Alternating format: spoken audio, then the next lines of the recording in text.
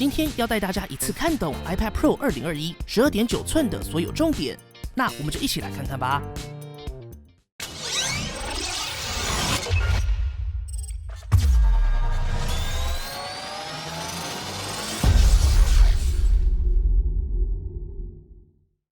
这期节目建议大家搭配 iPad Pro 2020的邦尼评测一起观看。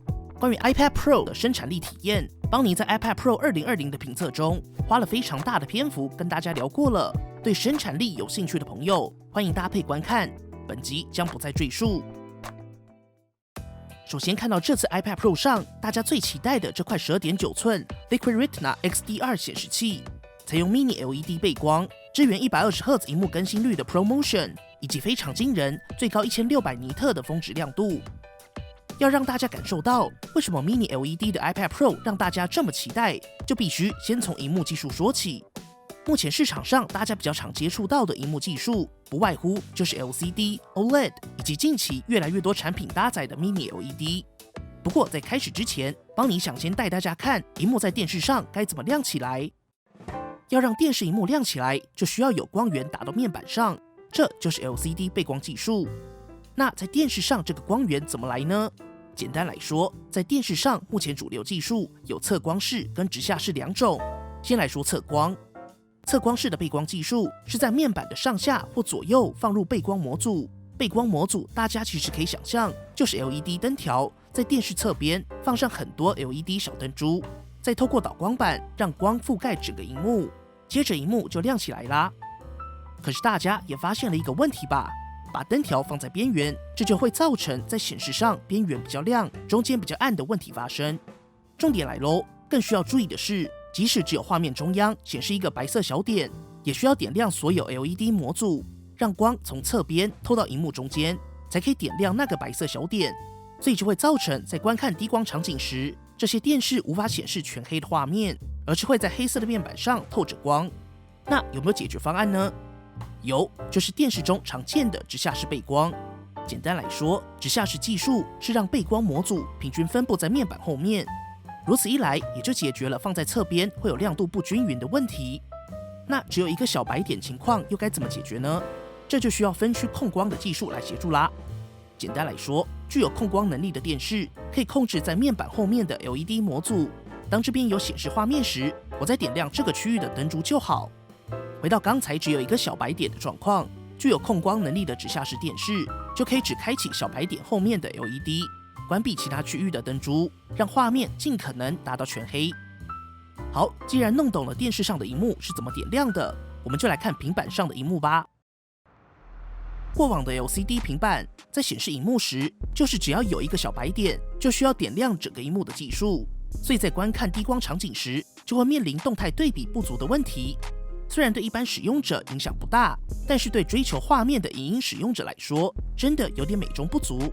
还记得邦尼当时在 iPad Pro 上追《怪奇物语》这个充满低光场景的影集时，为了看清楚画面上的细节，只能关灯躲到棉被看，最后还是没看成，因为 LCD 的先天限制，许多暗部在背光下会透出蓝光，真的是看不到，只能乖乖走到客厅，打开电视继续追。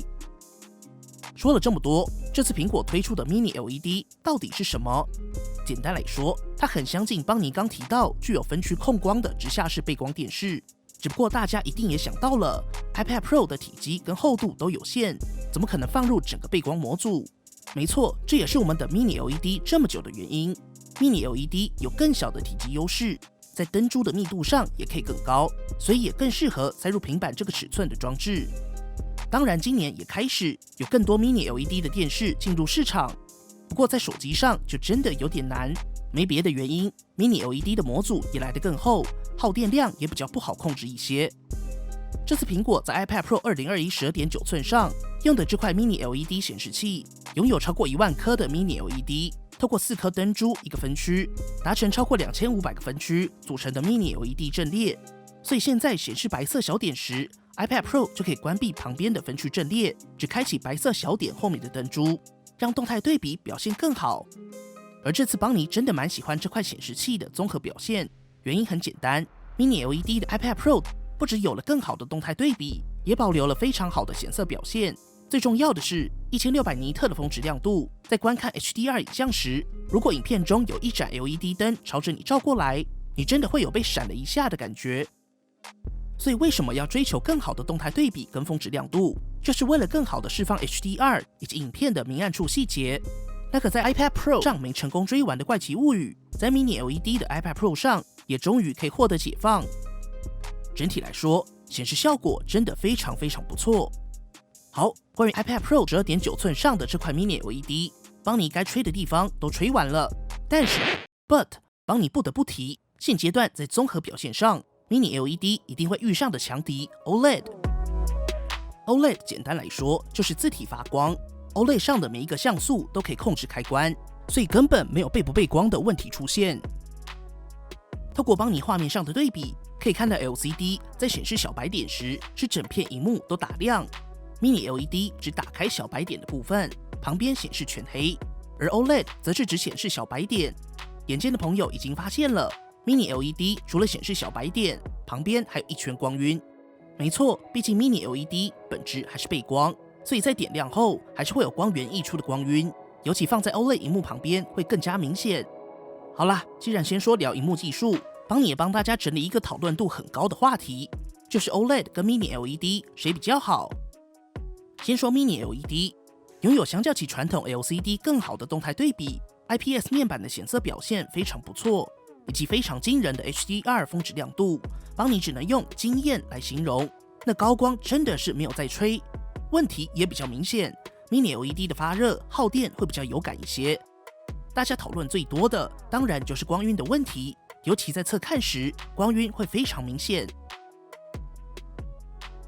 这次大家看到的画面，我们也已经尽可能还原肉眼所见。而这个光晕，即使正面看，其实也避不掉。毕竟很多人虽然说只要不看低光场景，光晕的问题就几乎不存在。但一部好的影集总是会遇到一些低光场景，所以光晕在日常使用上，邦尼就不自觉地注意好几次。尤其还有在深色背景下显示高密度的文字，这种避不掉的状况，就如同大家先前看到的一样，这次 iPad Pro 上的这块 Mini LED 在可视角的问题上真的比较明显一些。只要稍微侧看，就会有光晕的问题，会是一块比较属于自己的萤幕。此外，还有两个比较大的差异。这次 Mini LED 的 iPad Pro 在玻璃面板上的间隙比较大一些，所以稍微用力按压，可以感受到玻璃有些下沉、比较软的感觉。另外就是在萤幕周围的这一圈，会有比较明显的黑色阴影，也是目前 Mini LED 模组的硬体显示。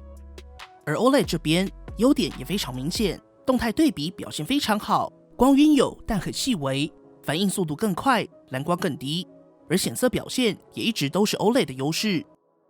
那缺点呢？当然有大家熟悉的色衰烙印、PWM 以及比较大片的 OLED 面板会有色偏问题。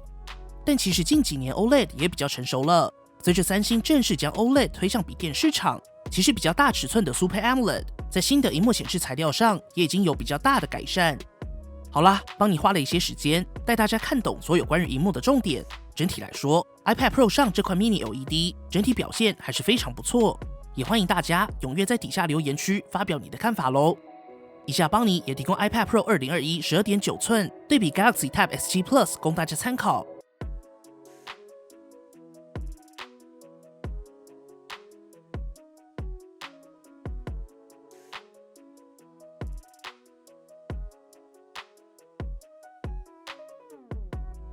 而在外放上 ，iPad Pro 2021同样搭载左右各2颗，总共4颗喇叭。帮你也提供一组一样搭载4喇叭的 Galaxy Tab S7 Plus 对比，供大家参考咯。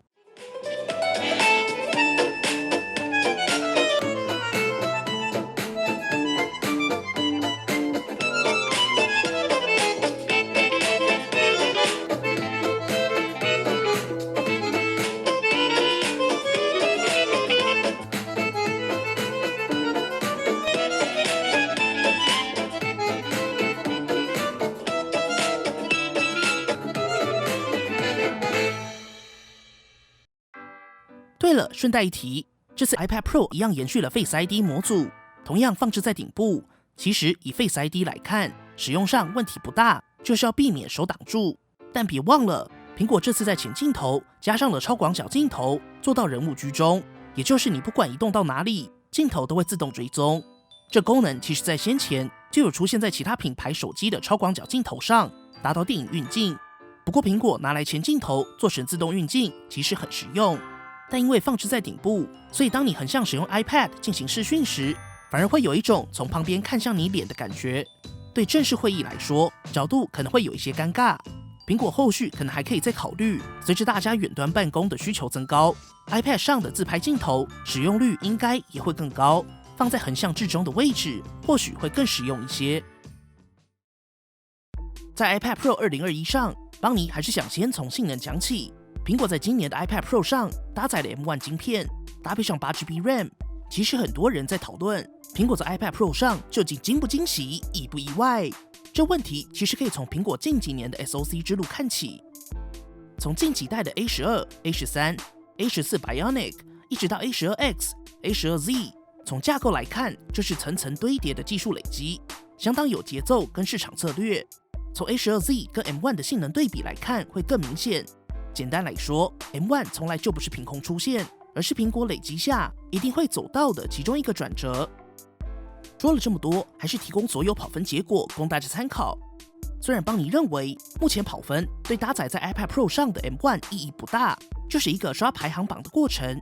M1 或许放在桌面级处理器、笔电平台上，跟标压不同量体的 PC 相比，还有许多可以期待的空间。例如，邦尼在 MacBook Pro M1 中的影音剪辑测试就有测过。M1 虽然横扫轻薄笔电市场，但对搭载标压处理器搭配独显的效能笔电来说，还是有比较大的差距，还有一段路要走。但毕竟功耗、瓦数本来就不是一个级距，可以更期待 M1X 甚至 M2 的到来。但若是把 M1 放在行动装置的战场上，那结果就不同喽。M1 在行动平台上还是拥有超越了目前主流处理器不少的性能优势，可以说是目前最优势的行动平台，近乎没有之一。不过其实去年的 A12Z， 邦尼就说过一模一样的话。而在压力测试下，邦尼透过 3D Mark Wildlife Extreme 进行20轮压力测试。iPad Pro 上的 M1 第一轮成绩最高落在5047分，第二轮开始有 9% 左右的下降幅度，在第四轮后维持在3200到3600分左右，稳定性 61.6%， 最低分3109，大概有 38.4% 的性能下降。可以看到 M1 虽然在性能上表现强劲，不过受限于 iPad Pro 的硬体空间限制，这头野兽还是有所受限。不过这个表现其实还是高于 iPhone 12 Pro Max 上的 A14 Bionic， 在 Wildlife Extreme 的压力测试中，最高达到2413分，最低1617分，稳定性落在 67%。耗电量上，200尼特的萤幕亮度，观看1小时的 YouTube 影片消耗 9%。20轮的 3D Mark Wildlife Extreme 则是消耗 14%。而在充电测试上，透过随附的20瓦快充组，30分充满 17%， 1小时充满 34%， 2小时充满 69%， 2个半小时充满 85%， 完整充满耗时3小时又7分钟。温度上，因为有着 M1 跟 Mini LED，iPad Pro 12.9寸在邦尼的使用体验中，大部分时间都是维持微温的机身温度。这边反而想多聊的是，我们从 iPad Pro 2018 A12X 到 iPad Pro 2020的 A12Z， 都不断在跟大家聊一件事情，就是苹果提供这么强大的性能究竟要干嘛？大家最常提到也最希望的结论是，苹果可能会将 macOS 以及 iPadOS 有更大的系统整合，先提供足够的效能，再陆续透过更新解放更多早就布局好的新功能。这一直都是苹果的作风。不过你也会发现，邦尼在平板上聊生产力时，总是围绕在轻办公、文书，顶多是生活影音剪辑。最大的原因就是 iPadOS 平面化的多工处理界面以及档案管理逻辑，相较起 macOS 差异还是比较大。虽然苹果这次的 iPad Pro 2021采用了 Thunderbolt 3，提供40Gbps 的传输速率，但遇到完整的工作流，一定有其中一段或是最后一段你离不开电脑。而为什么要在 iPad Pro 上提供超越的性能？概念也很简单，唯有足够的性能，才能让 iPadOS 具有足够的潜力，探索最大化的 iPadOS 可能性。但这个美梦，在苹果高层前阵子的谈话，以及紧接着 iPadOS 15推出后，就有了微妙的改变。或许 iPad Pro 上的强悍性能，就真的只是 iPad Pro 上的强悍性能。老实说，邦尼写下这段时，认真觉得有些可惜，但还是认为 M1 强大的性能的确也留了更多的空间，让苹果有时间慢慢想这个问题。因为性能足够，真的期待苹果会在未来某一天让 iPad Pro 上的 M1 也能有更多可能。所以整体来说， M1 放在行动装置上，性能就是非常强悍。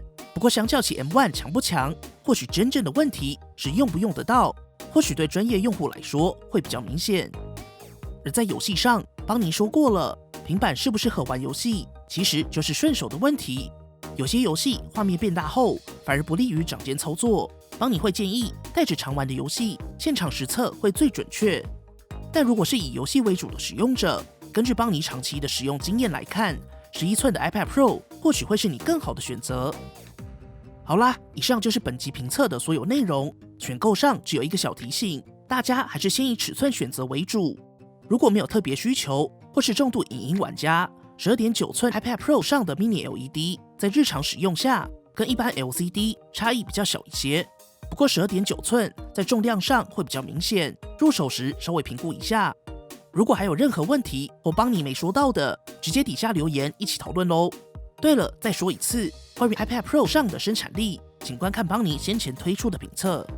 如果喜欢本期的节目，不要忘记订阅邦尼，并且打开小铃铛，及时收到最新的评测通知。当然，你也可以在 Facebook 邦尼 AI 小助理、Instagram 以及 Line@ 找到我们。如果还有其他问题，别忘了底下留言。那我们就下期影片再见啦！